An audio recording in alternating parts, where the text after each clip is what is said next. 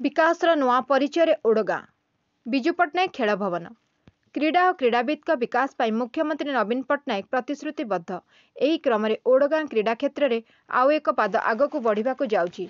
नयागढ़ विधायक डॉक्टर अरुण कुमार साहू आंतरिक उद्यम बल ओडगाँ में 6 कोटी 16 लाख व्यय अटकल निर्मित बहुमुखी इंडोर स्टाडियम रे नूतन खेलर आविष्कार सह क्रीड़ाविद माने एठारे प्रशिक्षण पाई राज्य स्तर में तथा देश विदेश में सुनाम अर्जन करेंगे। यहां क्रीड़ा विपर्यय आश्रयस्थल और चिकित्सालय उपयोगी करा जायछि। इंडोर स्टाडियम निर्माण शैली एभली करा जायछि जहां घंटा प्रति 200 किलोमीटर पवन को सहाय करिपारिबो। एहाकु बात्या और बन्या समय आश्रयस्थल भाव व्यवहार करा जिवो। एतद्व्यतीत परीक्षा केन्द्र सभास्थल तालीम कार्य एही स्टाडियम उपयोगी होई पारिबो।